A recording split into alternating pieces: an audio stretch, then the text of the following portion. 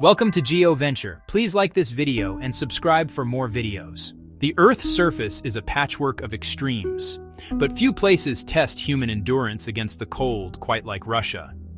The sheer size of the country is staggering. It stretches across 11 time zones, a vast expanse of continent. Much of this land sits at a high northern latitude. This simple fact of geography is the starting point for our question. Why is Russia so profoundly cold? And more importantly, how do millions of people not just survive, but thrive in these conditions? The answer isn't a single secret. It's a combination of ancient wisdom and modern science. The science begins with the sun, or rather, the lack of it. During winter, the northern hemisphere tilts away from our star. For Russia, the sun hangs low in the sky. Its rays arrive at a shallow angle. This delivers far less energy and heat to the ground. Faced with such a formidable opponent, the first line of defense is the home. Survival begins with creating a sanctuary of warmth, a fortress against the encroaching frost. Russian architecture, traditional and modern, is a masterclass in thermal efficiency. You won't find sprawling, single-pane glass walls here. Instead, homes are designed with a core principle: keep the precious heat in and keep the biting cold out. This philosophy is evident in the very bones of the buildings. Walls are constructed to be exceptionally thick, forming a massive barrier between cozy interior and frigid exterior. Thick walls slow the transfer of heat to a crawl. This defensive design extends to the most vulnerable points: doors and windows. While well-built homes provide the shell, it is the heating system that provides the lifeblood of warmth. In Russia's cities and towns, survival through winter is made possible by a vast, interconnected network: the district heating system. This is a concept of communal warmth on a massive scale.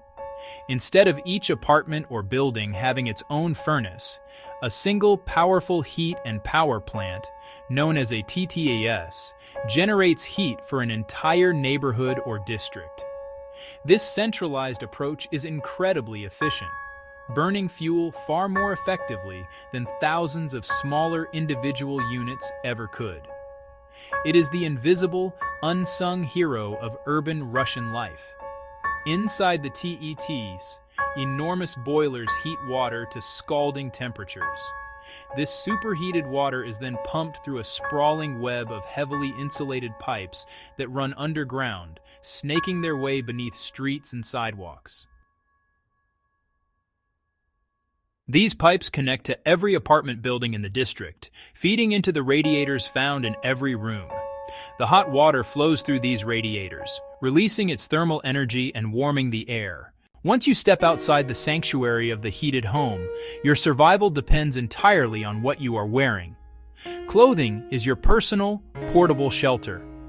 The Russian approach to dressing for the cold is not about one single magically warm coat. It is a strategic science of layering, flexibility, and maximum heat retention. The system is built on the principle of trapping air.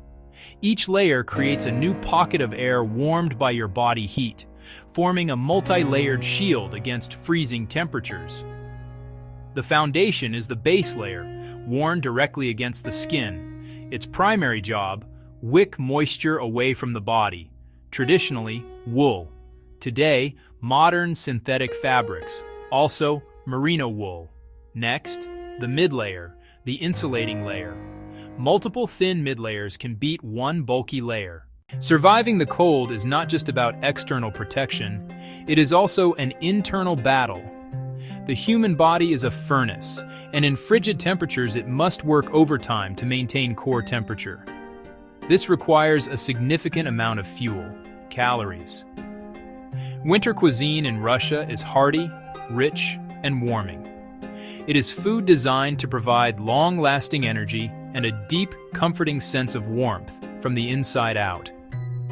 A steaming bowl of borscht, shchi, a hearty cabbage soup, simmered for hours, packed with vegetables, meat, and rich broth. Pelmeni, small dumplings, are made in huge batches, often frozen outside in the Siberian winter, ready for a quick, satisfying, warming meal. Hydration shifts to hot beverages. Tea or chai is integral. Warmth, hydration, and a social ritual. Short growing seasons demand preservation. Pickles, jams, and root vegetables. In a landscape transformed by snow and ice, getting from one place to another presents a constant set of challenges. Mobility is crucial for work, supplies, and emergency services. Preparation is everything. Winter tires with softer rubber and deeper treads, sometimes even studs for extra traction. Every car carries an emergency kit: warm blankets, a shovel, and extra fluids. A breakdown in the middle of nowhere can turn dangerous fast. Public transport must be robust and relentless. The Moscow Metro, famous for its stations, runs regardless of surface weather. Above ground, plows and de-icers work around the clock. In remote Siberia, Zimniki, winter roads over frozen rivers, lakes, and swamps, open vital supply routes. Across vast distances, the railway is supreme. Trains are engineered for extreme cold, plowing through drifts and keeping time. Airports in the Arctic clear runways obsessively. Planes are thoroughly de-iced. Pilots train for cold weather flying. Ultimately, survival in the brutal Russian cold is about more than just technology and technique. It is woven into culture, a testament to adaptation and resilience. You don't fight the winter, you work with it together. Communities embrace the season with holidays, lights, and celebrations. Winter sports and the banya, cycles of heat and cold, invigorate body and spirit. Modern science, better materials, and strong networks keep homes safer and warmer. The internet bridges vast distances through the long dark. In the end, latitude, landmass, and Arctic winds set the stage.